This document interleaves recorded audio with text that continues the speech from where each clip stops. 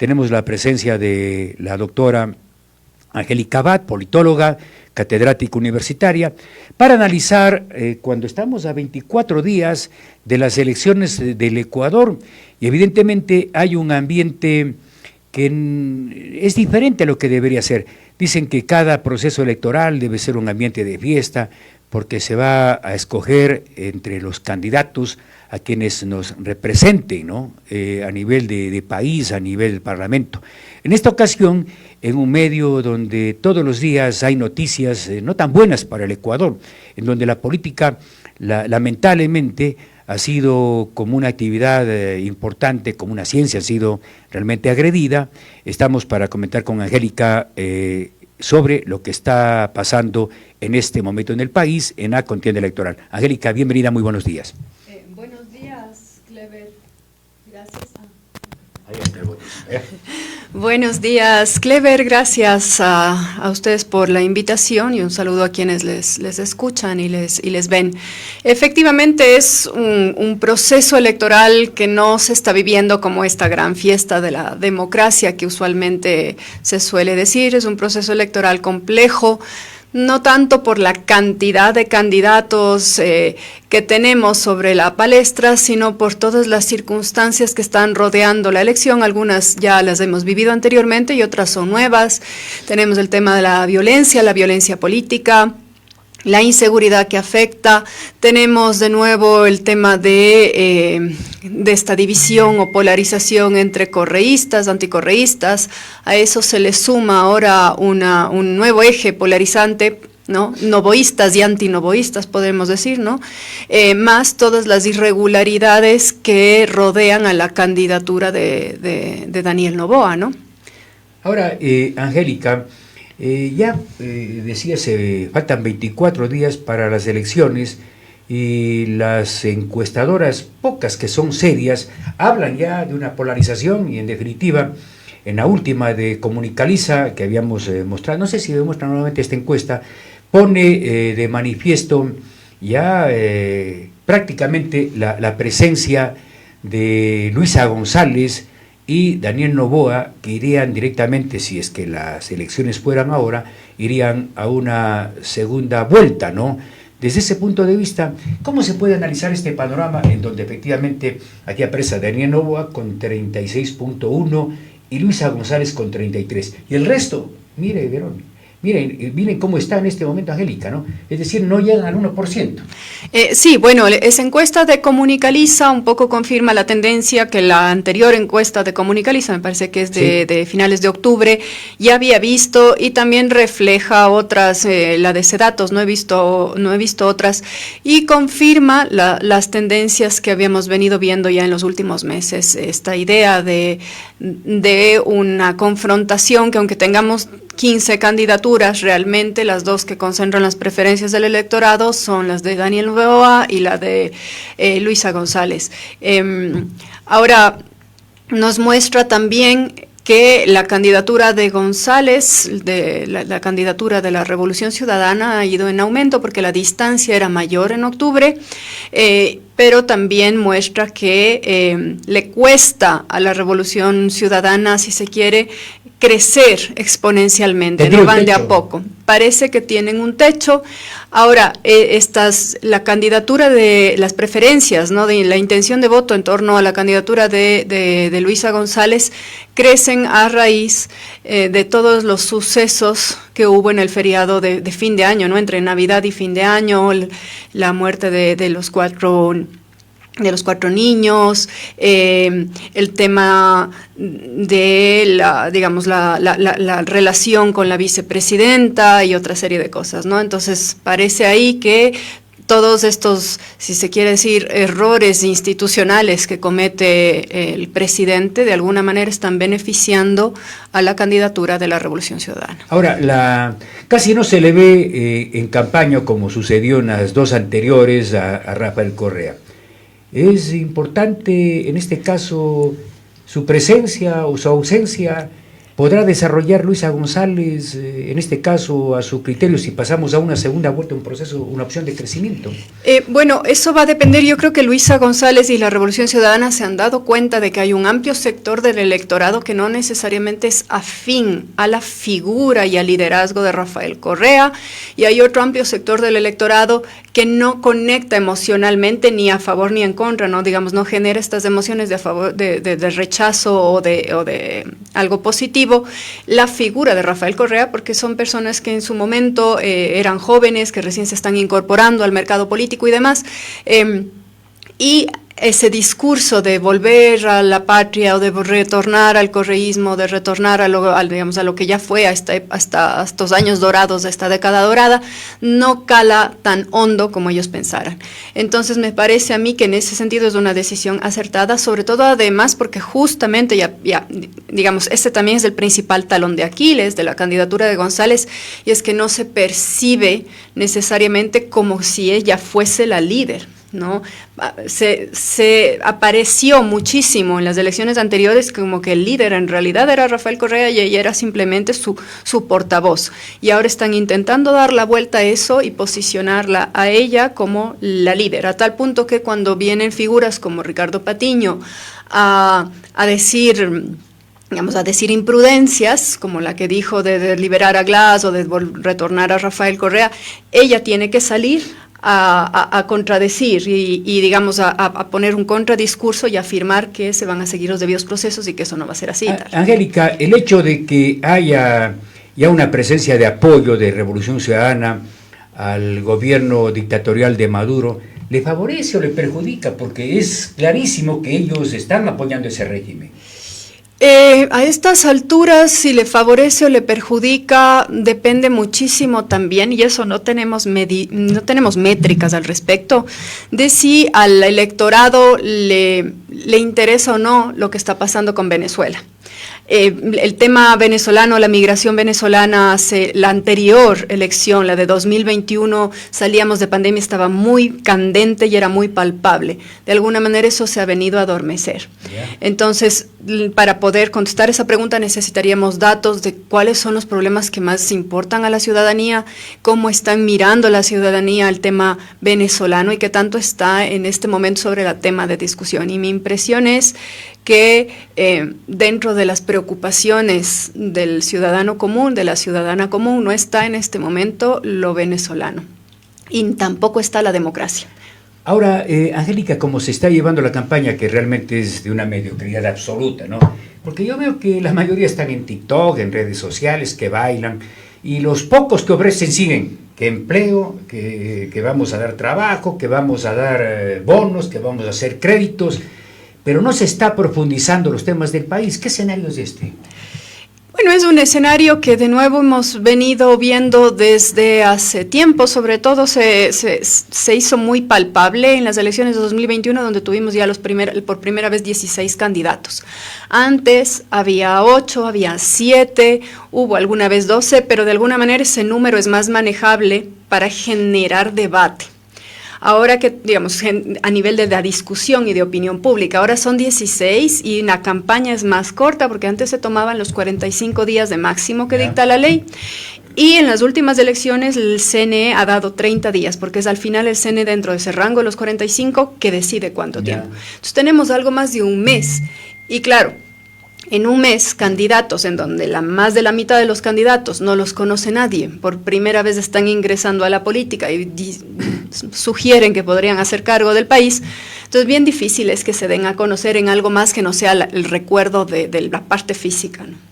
Entonces, eso abonda, pero hay que esperar al debate. Porque tener influencia los TikToks y redes sociales, sobre todo digo, en la gente joven que parece que ya no le importa el discurso ni esto. Lo que pasa es que depende cómo se use TikTok, porque TikTok también se puede utilizar y las redes sociales para informar correctamente o a mayor profundidad, si se quiere. Pero no lo están haciendo.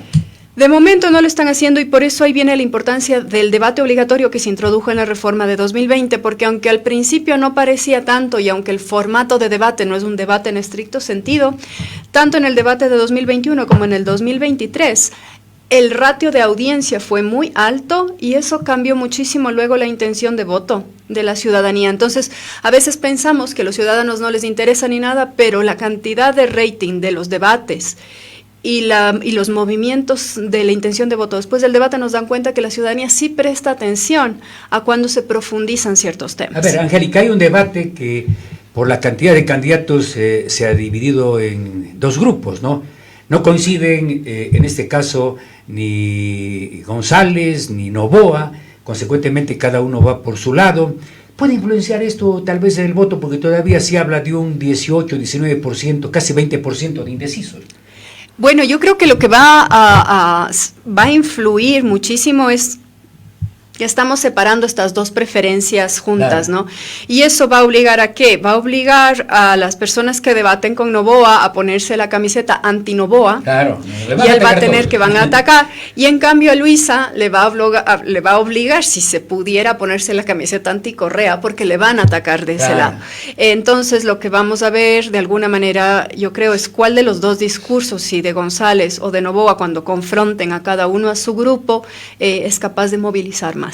Bueno, decía Jaime Durán, el otro día le seguía en un medio de La Nación allá en Argentina, de que ya a la gente no le importan los debates, decía que no le importan los discursos, que ya la gente ya se cansó de escuchar ese discurso, que vamos a hacer esto, que vamos a hacer el otro, que vamos a solucionar el problema de la educación, de la salud. ¿Qué tan cierto es esto?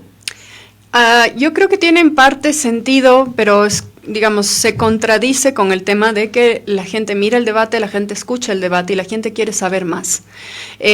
Pero es verdad que las propuestas vacías, en donde, no, yo voy a acabar con la corrupción, no, yo voy a acabar con la... Claro. Bueno, pero cuando nadie dice, bueno, a ver, exactamente qué es lo que usted va a hacer para acabar la corrupción, no basta decirlo así de boca, yo voy a terminar con la pobreza del país, no, eso es demagogia, eso es mentira, nadie puede terminar en 4 años con la pobreza. Entonces, ese tipo de propuestas, sobre todo, y es también un fenómeno curiosamente paradójico de las redes y el advenimiento de los medios de comunicación, la ciudadanía en general es más crítica. Y cada vez, además, dadas las circunstancias del país, es más desconfiada. Entonces, si usted viene y me dice, no, yo voy a acabar con la corrupción, ya elabore, ¿no? ¿No es cierto? Entonces, yo creo que la ciudadanía no es que está cansada de los discursos, lo que está cansada es de ese discurso repetitivo, demasiado superficial. Ya. Eso. Ya. Oye, Angélica, y me pareció interesante un tema, ¿por qué los candidatos se limitan a hablar de algo que la gente sí quiere escuchar? Por ejemplo, la gente en una encuesta le preguntan qué es lo que estaría aspirando. La gente, bueno, habla del trabajo y habla de que los estados o los gobiernos deberían ser, por ejemplo, contundentes en contra de la delincuencia, ¿no? Pero de eso no hablan los candidatos, hablan simplemente que sí, que vamos a hacer una reforma en el Código Orgánico Integral Penal. Cuando, mire, el éxito de la gente, es decir, la gente se siente insegura, ¿no?, con lo que estamos viviendo. Consecuentemente la gente dice, quisiéramos a un personaje como el señor Bukele aquí en el Ecuador, pero nadie habla a ese nivel. Es que hablar eso es meterse un poco en camisa de 11 varas, ¿no? Entonces los candidatos siempre van a buscar ir mediando en cosas y no comprometerse demasiado en cosas que no necesariamente se pueden lograr. ¿Por qué? Porque nosotros este rato estamos todavía en una guerra interna que la declaró el presidente hace casi ya un año, ¿no? Y es poco más lo que el Estado puede hacer que lo que ya se está haciendo en términos de uso de la fuerza, sin dar un paso más allá hacia el lado dictatorial y represivo. Yeah. Entonces se van a cuidar siempre mucho porque en realidad ya se está haciendo lo que se debe hacer y lo otro que queda por hacer requiere muchísimo de, por ejemplo, una armonía entre poderes, entre ejecutivo y el legislativo, por ejemplo, para poder reactivar las relaciones internacionales del país, para poder hacer, se me ocurre, el Parlamento Andino, que nadie sabe lo que funciona y está ahí, hacer que ese Parlamento Andino funcione para trabajar con Colombia y con Perú políticas de control más amplias, no comunes en el tema del narcotráfico, ya que es un problema que nos afecta a los 3 estados y en donde los 3 estados están muy vinculados, ¿no es cierto?, para poder trabajar la diplomacia internacional con los países receptores y consumidores de droga. Yeah. Para esas cosas se necesita un ambiente interno mucho más estable, que de momento no lo hemos tenido ni en el gobierno de Noboa, ni en el gobierno de Lasso, y poco en el gobierno de Moreno, que además tuvo otras circunstancias, ¿no?, bastante particulares. Pero entonces, claro, los candidatos y las candidatas en sí mismos no se van a mojar diciendo, no, yo voy a legalizar la marihuana para poder controlar mejor el flujo de no sé qué, porque para eso necesitaría tener una garantía de que luego en el legislativo yo voy a tener los apoyos. Y de momento, como se perfila, ninguno, ni siquiera Luisa González ni Daniel Noboa, van a tener esas mayorías en el legislativo que les permitan gobernar sin mayor oposición. Sí, me parece interesante la reflexión, Angélica. De otra parte, hay varias inquietudes. Estamos en este proceso en donde, además de haber poco debate, hay más insultos. ¿Cuánto está influenciando las redes sociales en este ataque de unos y otros? Porque ya se llega al total irrespeto en relación justamente hasta la dignidad de las personas y de quienes son candidatos. Sí, es un aspecto lamentable, ¿no? Es como la cara negativa de esta nueva realidad digital en la que vivimos, y es un fenómeno global el de la desinformación y el de la información falsa, esto que se conoce como el fenómeno de la posverdad, ¿no? Ahí yo creo que en sí mismo la pelota más en la cancha está de los medios de comunicación en enseñar a su audiencia, si se quiere, ¿no?, tomarse esa bandera, cómo se distingue o cómo se debe juzgar la información para poder distinguir aquella que no es la correcta y aquella que sí. Y por lo general, ¿no es cierto?, si es que nos volvemos a la época antes de la era digital, uno hablaba, digamos, había otros valores sobre la mesa, había el valor de la honestidad, había el valor de la verdad, había el valor de ser honorable, de uno no estar injuriando a las personas. Entonces, siempre que uno ve información que atenta contra la dignidad del otro, normalmente uno se paraba el carro y hasta ahí moría el rumor. Lo que pasa es que ahora lo replicamos. Y en el momento en que esa información se replica y se replica, después nadie sabe distinguir si es que es verdadera o es falsa, pero además es muy dañina. Entonces, de ahí sí es, digamos, un trabajo de toma de conciencia ciudadana, donde uno está replicando información que puede dañar justamente la dignidad humana del otro. Y es el respeto. Así es. Es lo que está perdiéndose. Eso que se ha perdido de largo, ¿no? Porque aquí yo diría que casi no queda nadie al margen de las críticas duras que se están haciendo, sobre todo a través de los troles, ¿no?, que generan una competencia impresionante. Ahora, como inquietud, ¿no?, estamos en esta campaña en donde lamentablemente, Angélica, ¿cuánto está perjudicando la falta de institucionalidad que tenemos en el país, ¿no? Porque eso me parece que es grave, y vemos que al mismo tiempo lo que está haciendo Daniel Noboa, que ha sido motivo de crítica, ¿no? ¿Cuánto puede influenciar, por ejemplo, la campaña que también está haciendo Verónica Abad en contra de su presidente, ¿no? Bueno, el tema de Verónica Abad a mí me parece que es un tema muy, muy delicado por lo que pasa con ella, por la forma en la que se ha tratado la institucionalidad, la figura vicepresidencial en una democracia en donde elegimos a binomios, pero también con las consecuencias futuras, porque lo que hacen los mandatarios o las autoridades cuando no respetan la ley es crear el justificativo para que las siguientes autoridades no respeten la ley. Y yo siempre digo, a ver, hay que ponerse en las situaciones, suponiendo que la presidencia está en manos de un ángel, y esta persona lo hace todo bien, no sé qué, y justificamos los actos que porque es un ángel. ¿Qué pasa si es que la siguiente persona es un diablo y le dejamos esa puerta abierta, ¿no es cierto? Entonces uno tiene que actuar como quisiera que actúen los siguientes. Y yo creo que ese es, digamos, es la principal crítica a Daniel Noboa. Él está haciendo cosas que el que venga después va a poder hacer, porque él ya las hizo. Bueno, se sigue haciendo desde antes. Y él las hace justificándose porque alguien más las hizo antes, y lo que vemos es que al final eso nos afecta a los ciudadanos de a pie. Y en el caso del presidente Noboa, por ahí alguien decía, esto puede ser cierto. Claro, a él en sí mismo no le afecta, porque forma parte de una élite económica del país. Entonces, si es que se empobrece alguien, no se va a empobrecer él cuando deje la presidencia. Él va a volver a seguir siendo un empresario millonario que no tiene ningún problema. A quien les afecta todo este tipo de cosas a largo plazo es a la gran mayoría de la ciudadanía que no forma parte de ese 2% más rico de la población. Entonces, sí es grave por el precedente que impone, pero también por esa falta de respeto que uno tiene al Estado de Derecho. No puede ser posible que uno respete las leyes cuando a uno le conviene y no cuando no. Pero no es responsable esto, ¿no? Que tiene demasiados, yo diría, huecos jurídicos que permiten. Ya hizo eso en su momento Correa, acuérdese, dio permiso Sí. a Jorge Glass y le nombró a una ministra, una señora Sandra Naranjo, le nombró, ¿no? Para que esté unos días hasta que Glass esté en campaña. Y claro, esta no es la responsable que permite que los que sigan viniendo sigan haciendo lo mismo. Sí y no, porque después de esto hubieron reformas, y la última reforma, que es la reforma al Código de la Democracia del 2020, Ya. establece la obligatoriedad.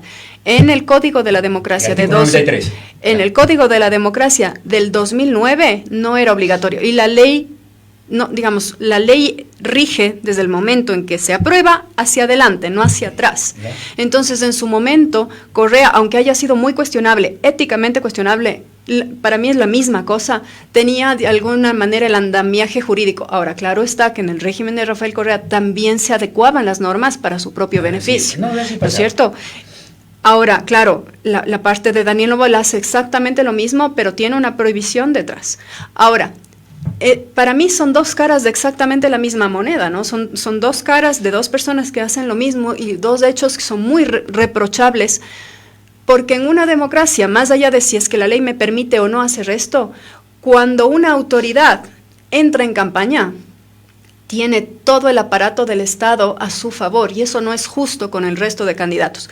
Pero además sigue siendo autoridad, y tampoco es justo con la ciudadanía, porque en el periodo democrático, más allá de que ellos hagan campaña, las autoridades tienen que rendir cuentas. Yeah. ¿Y cómo yo puedo llamarle a una candidata o a un candidato a rendir cuentas si es que sigue siendo autoridad y tiene él el peso y el poder del Estado?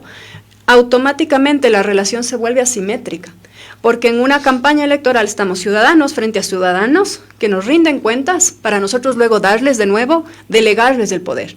Y eso es lo que el presidente en este momento no está haciendo. Entonces tiene unas repercusiones amplias para cómo nosotros entendemos justamente el ejercicio del poder en el Ecuador. Claro, no, y le decía Angélica, son esos huecos jurídicos, es decir, se interpreta aquí como les da la gana. Consecuentemente, esta situación se la vuelve a repetir a nivel de nuestro país. Hay que cambiar esta constitución, de pronto. Porque igual, si es que la gente no se vuelve, en este caso, sensible, van a seguir respetando así, hagan 100 más, ¿no? Es que esa es la cuestión con el Estado de Derecho en el Ecuador. Nosotros tenemos, ya habrá cambiado un poco, pero hasta el 2020 era una constitución por cada 10 años de vida Claro. institucional. Tenemos 20 constituciones. Claro. ¿Y eso qué nos dice? Nos dice que no las tomamos en serio. Entonces, yo creo que el momento de debatir si es que se necesita cambiar la Constitución por completo es cuando la hagamos funcionar primero. Porque de momento es una Constitución que ha funcionado a medias porque siempre ha habido algo entre medias que le hemos puesto para que no se cumpla a cabalidad. Y entonces, claro, no vamos a saber exactamente si está bien o si está mal, si todo el rato estamos infringiendo la Constitución. Y lo mismo, no hemos puesto las leyes del conjunto, el entramado legislativo que aterriza la Constitución al piso en armonía con ella, claro. Porque las asambleas se han dedicado a hacerle o la venia al presidente o la contra a los presidentes y no se han dedicado a legislar. Entonces ahí es en donde tenemos el vacío, tenemos leyes que no han sido lo suficientemente bien pensadas porque tenemos legisladores que han estado ocupados en otra cosa. Yeah. Entonces, primerito, yo creo, antes de decir voy a cambiarla por completo, bueno, si habrá cosas que reformar puntualmente, está muy bien, pero después más bien pongamos a las leyes a que estén en consonancia y después generemos los reglamentos claro. Para que se apliquen esas leyes. Y para esto no necesitamos grandes asambleas, ni necesitamos referéndums en cada elección. Necesitamos que cada quien se dedique a hacer su trabajo, que para eso se han elegido. Claro. Ahora, Angélica, el tema de Verónica Abad no puedo dejar de preguntar. ¿Está afectando la forma? Porque está, como dicen, por todo lado, en este caso Verónica Abad, haciendo campaña en contra de quien es su presidente. ¿Afecta? Yo creo que afecta de manera limitada. Digamos, es un dato que se confirmó, pero ya lo conocíamos desde antes, el del Latino Barómetro y el grado de legitimidad que tiene la democracia en Ecuador es bastante bajo. La mayor parte de la ciudadanía en este país opina que una democracia o una dictadura da lo mismo. Entonces, en ese sentido, sí habrá un 43% tanto por ciento, casi 50% de la población a quien le parece un horror lo que está ocurriendo con Verónica Abad y le resta apoyos al presidente, pero hay otra mitad a quien le da lo mismo y le parece justificable la acción del presidente de la República en función también de la figura tan polémica que es en sí mismo Verónica Abad, ¿no? Porque con todas esas declaraciones y todas las cosas que ha hecho tampoco podemos decir que sea la vicepresidenta ideal, ¿no? Entonces, yo creo que la razón por la cual no le afecta tanto es justamente porque hay un porcentaje bien importante de la población a quien primero no entiende la trascendencia de la figura o cuestiona la figura de la vicepresidencia y después a quien no le parece así extremadamente tan grave como nos puede parecer a nosotros. Ahora, en la Constitución también casi claro. hay funciones, ¿no? En definitiva, Alfredo Borrero debe acordarse, Angélica, que al verse igualmente bloqueado por el señor Lasso, le dijo, renuncio, ¿no? Aquí está la renuncia, ¿no? Dijo en forma, yo no hago nada aquí. Y Lasso le dijo, no te vayas, perdóname, ¿no? Y se quedó hasta que se dio la muerte cruzada. La figura vicepresidencial como que está de más, y ya en otras constituciones se había desaparecido. Bueno, hay constituciones y efectivamente eso es un cuestionamiento y un debate, yo creo, más de corte jurídico, en donde habría que ver qué es exactamente lo que implica ejercer una vicepresidencia, ¿no? En el caso de la Constitución y porque la tenemos en el binomio y se eligen juntos, es justamente porque se asume que si en algún momento tiene que asumir el vicepresidente la vicepresidencia, tiene que hacerlo con la misma legitimidad de quien, digamos, de a quien se votó. Pero no necesariamente por el tipo de funciones, sino por el hecho de que estén legitimados por la cantidad de votos, ¿no? Por el electorado. Pero sí, efectivamente, nuestra Constitución dice bastante poco, dice que deberá asumir las funciones que le designe el jefe del Ejecutivo, y esto es que eso puede ser todo o nada, ¿no? Claro. Tranquilamente. Y eso ya le pasó a Borrero, pero fíjese que me parece ese manejo en donde había una ruptura evidente entre el presidente y el vicepresidente. Me parece que en ese sentido Lasso lo manejó muchísimo mejor y más de forma mucho más prudente que lo que manejó Daniel Noboa con Verónica Abad. Es decir, ¿qué pasaba si no le enviaba a Israel? ¿Y qué pasaba si le dejaba simplemente estar ahí? Que esté sentada. y que hable lo que tenga que hablar, pero ya, ¿no? Creo me decía que conoce a Verónica Abad, a lo mejor dice igual le hubiese molestado, ¿no? Porque dice... Tal vez, no sé. Yo no le, digamos, no puedo, digamos, ¿qué podría haber pasado, no? Siempre podríamos ponernos en esos escenarios, pero sí creo que no fue muy prudente en haberle dado tanto peso mediático a la vicepresidencia y que podía haberse ahorrado muchísimos problemas y cuestionamientos si es que hubiese actuado de una forma más respetuosa. Ahora, me parece interesante, tal vez un comentario, ¿cuánto le afecta o cuánto le beneficia? Porque hay otra situación, Angélica, todo el mundo está en contra de los candidatos, todos están en contra de Noboa. ¿Le afecta o le afecta o le beneficia, no? Porque parece ya casi como víctima, todos insultan, yo también. Bueno, él también insulta. No, todos insultan, pero digo yo, cuando hemos entrevistado, todos están en contra de él, le critican de que dictador, que no ha hecho nada, todo eso, ¿no? Yo creo que sí le afecta, pero tiene otro beneficio, ¿no? Es decir, para mí, ¿cuál ha sido el error? Pero esto es un error del sistema en general. Estas elecciones fueron las elecciones de 2023, fueron elecciones extraordinarias que dan paso a un gobierno de transición. Estrictamente un gobierno de transición es un gobierno que busca o que debe tener como eje y objetivo estabilizar la situación política del país para dar paso ahora sí a un nuevo proceso democrático plenamente competitivo y todo lo demás. Daniel Noboa no hizo eso. Daniel Noboa se posicionó como el gobierno nuevo del nuevo Ecuador, no sé qué, en lugar de ese gobierno de paso. Entonces, y creo que cualquier otro de los candidatos, si hubiese ganado, hubiese tomado la misma posición de Noboa, porque ninguno entendió, ni en sus discursos apareció, como capaz de hacerse cargo de lo que implica un gobierno de transición, que es una figura mucho más pacificadora, ninguno. Y yo creo que ahí ese es el problema. Que en un gobierno de 18 meses es bien difícil hacer cosas. Claro. Entonces él tiene esa parte. Bueno, mira, yo estoy 18 meses y estoy empezando a hacer, ni siquiera sé los frutos de lo que he empezado a hacer. Un país colapsado. Claro. Y es un país que además, claro, demanda cosas inmediatas. Los gobiernos de transición son complicados en sí mismos. Pero eso le puede jugar a favor o en contra. De momento las cosas parecen estarle, a juzgar por las encuestas que acabamos de ver, parece estarle jugando a favor. Un poco porque la ciudadanía también entiende esto, ¿no? La ciudadanía es racional y evalúa en función de su contexto próximo y de cómo entiende que deberían funcionar las cosas. Y eso es lo que vemos en las cifras y en las encuestas. Ahora, en el Ecuador todo puede pasar y el día de mañana, así como le pasó cuando ganó la presidencia, pasa algo en el escenario político que le hace que pierda y suba otro inesperado, ¿no? Claro, es que en 24 días. En el Ecuador todo puede pasar, yo creo. Como pasó de alguna manera, porque es increíble, ¿no? Uno cuando ve el escenario, la actitud de Verónica Abad, de Daniel Noboa, que no se imaginaron ni siquiera, ¿no? Claro. Fue una circunstancia de que Verónica Abad sea candidata en la necesidad de ya de inscribir, pero ellos desde el principio tuvieron dificultades y creo que no se imaginaron ni estaban preparados para gobernar, ¿no? No estaban, porque además recordemos que en las elecciones de 2023 hubo dos momentos, una en donde Diana Tamain, que es una figura bastante controvertida porque es bien laxa justamente con el marco regulatorio, no quería aplicar la ley de paridad que correspondía y le mandan a aplicarla, entonces todas las candidaturas tienen que cambiar y buscarse una mujer de binomio porque casi todos eran hombres. Entonces, evidentemente, en esa búsqueda de mujeres, entre comillas, como si no existieran las mujeres, que existen, lo que pasa es que no. Pero sea candidato. Pero es que existen mujeres muy capaces en este país. ¿Pero por qué no participan? ¿Será que los partidos políticos también? Los partidos políticos, fíjese que hemos estado haciendo en la universidad de investigaciones al respecto y es curioso, ¿no?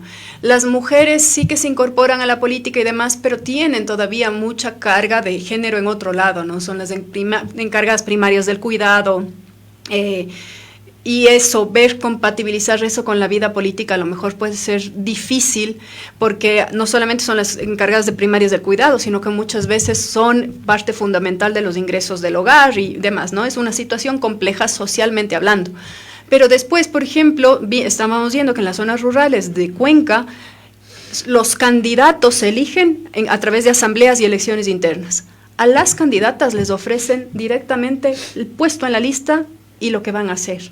Entonces, no hay al interior de los partidos políticos ni siquiera un atisbo de intención de generar liderazgos que incluyan a las mujeres.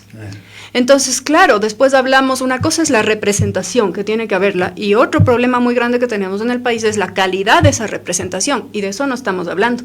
Y los responsables de eso sí que son los partidos políticos, porque son ellos los que tienen que formar líderes que conozcan de política, que conozcan de la Constitución, que sepan hablar, que sepan debatir, son sus responsabilidades. Los partidos no son. De eso, pues. Y no la democracia y no lo están cumpliendo, exacto. Y entonces luego ahí vemos qué pasa, quién debería ver que eso se cumpla, pues el Consejo Nacional Electoral. Pero si las primarias son un cuento, pues eso, ¿no? Las primarias. Sí, pero al menos tienes la asamblea de los partidos y un poco se validan los liderazgos entre los hombres. ¿Cómo debe ser posible que los hombres se elijan y se pongan de acuerdo en una asamblea, pero para las mujeres vayan directamente y a dedo le digan, venga, habiliténos para cerrar la lista?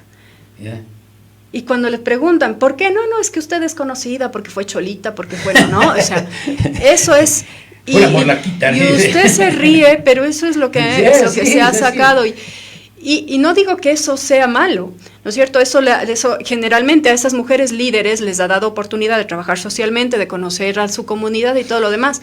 Pero no es justo que unos estén ya desde un inicio y a las otras les metan de lado. Entonces, sí hay un problema importante, pero es un problema que no solamente afecta ahorita a la parte presidencial, sino que es ya de fondo en el modus operandi de los partidos políticos, que tienen que responsabilizarse más por el trabajo que están haciendo. Y en todo nivel, no es solamente a presidencias o hablamos de parroquias, no, es en todo nivel. Ellos tienen una responsabilidad social muy grande y no lo están asumiendo. Totalmente de acuerdo, ¿no? Y como decimos, estamos haciendo permanentemente seguimiento. Lo que dice Angélica es la pura verdad, ¿no? Es decir, aquí también hay caciques o se sienten caciques, son los que hacen y deshacen en las organizaciones políticas y son los que se siguen o se cambian de camiseta, pero siguen allí mismo, en este caso desplazando la posibilidad de que los partidos preparen justamente a su gente. Y en la parte final, Angélica, ¿cuánta influencia va a tener, Angélica es catedrática de la Universidad de Cuenca, cuánto puede influenciar ese voto de los jóvenes en este proceso electoral? Bueno, el voto de los jóvenes es sumamente importante porque es el grueso del electorado, no más del 40% del electorado ecuatoriano son jóvenes menores de 35 años. Entonces, es importante. Ahora, de ahí vemos también por qué estamos en TikTok y por qué los candidatos están haciendo... Pero luego yo creo que ahí puede haber muchísimo de no entender a ese electorado joven. ¿Qué pasa justo, de nuevo, la desconexión que tienen los partidos con las bases sociales y de entender? ¿Qué piensa el joven? ¿No? Porque los electores jóvenes son bastante críticos. No es que no les interesa la política, es que no logran entender por qué esas personas deberían ser sus representantes. Porque tienen preocupaciones que son muy válidas. A los jóvenes les preocupa muchísimo el empleo. Yo trabajo en la Universidad de Cuenca y es la universidad más grande, ¿no es cierto?, de la zona. Y muchos de esos jóvenes saben que cuando se gradúen van a tardar entre 2 y 3 años en encontrar trabajo. Si es que encuentran. Y muchos de esos jóvenes consideran que su alternativa para poder mantenerse y generar un poco de ingresos es migrar.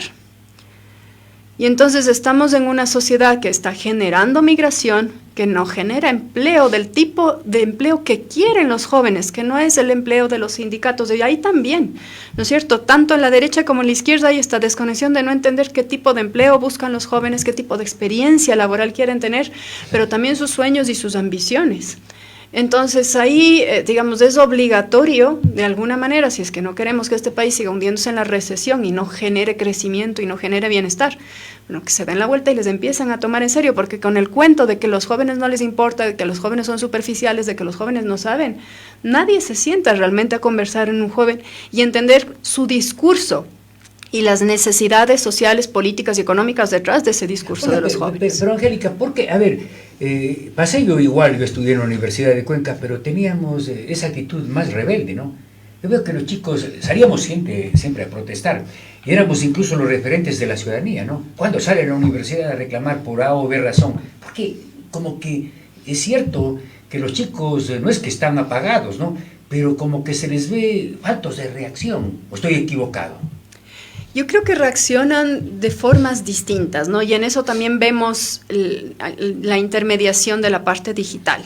Muchos de ellos son muy activos digitalmente, claro, pero eso no se traduce claro en algo presencial. Pero también hay una especie de cansancio, si se quiere, de, a ver, vinimos en los jóvenes de ahora, la generación actual. A ver, en 2019 tuvimos estos 15 días de paro que resultaron en nada. En 2020 vino la pandemia y en 2021 2022 de nuevo tuvimos unos 15 días de paro que resultaron en nada. ¿Para qué nos sirve eso?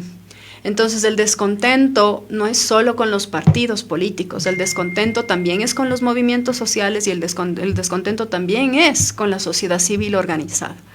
Entonces, claro, en ese sentido, normalmente ya aquí hemos estado atacando a los partidos y a los políticos, pero ellos no son los únicos que generan descontento entre los jóvenes. Yeah. También son las organizaciones estudiantiles, también son las organizaciones sindicales, también son las ONGs, también es la sociedad civil. ¿Ya? Pero como que la gente, no solamente los estudiantes, sino la gente está apagada, ¿no? Los gremios no reaccionan, acuérdense que eran parte fundamental de ese proceso de opinión, ¿no? Habían las asambleas provinciales donde la gente asistía, no hay nada de eso, la gente como que está apagada, ¿no? Sí, y puede ser también una cosa de las circunstancias. Fíjese usted, cuando estamos con inseguridad, cuando no sabemos si el día de mañana vamos a tener un empleo, digamos, las personas van priorizando necesidades, y si la necesidad inmediata es lograr mantener la estabilidad económica de mi familia a cualquier precio, todo lo demás va quedando fuera. ¿Ya?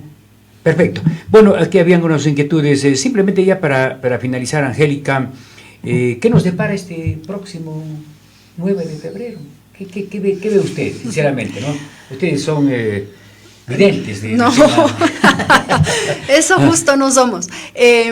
A ver, yo creo que lo más probable, digamos, a la luz de todas estas cosas, es que el 9 de febrero se confirme el paso a una segunda vuelta electoral, Creo que ese paso a la segunda vuelta electoral va a ser entre Luisa González y Daniel Noboa, a juzgar por las encuestas, aunque digo, siempre puede haber alguna sorpresa.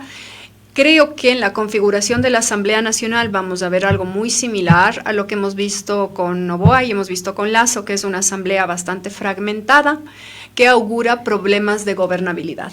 En ese sentido, me parece que cualquiera de los candidatos que pase a segunda vuelta va a tener un reto enorme para ver cómo implementar su programa gubernamental con esa asamblea en donde no va a haber una mayoría suficiente. Lo cual implica, ¿qué cosa? Implica hacer alianzas, coaliciones y pactos. El problema que tenemos nosotros es que esas alianzas, coaliciones y pactos en este país no se suelen hacer sobre política pública, que es lo esperable, es normal en una democracia hacer alianzas, pero sobre la política educativa, sobre la política de salud, sobre la política pública, ¿no es cierto? Podemos hacer alianzas. El problema es que nosotros buscamos hacer alianzas de intereses particulares y entonces estamos gestionando si se le persigue a tal o cual, si se le libera a este otro y entonces ahí, si es que siguen yendo por ahí, vamos a tener un poco más de lo mismo que hemos venido viendo desde...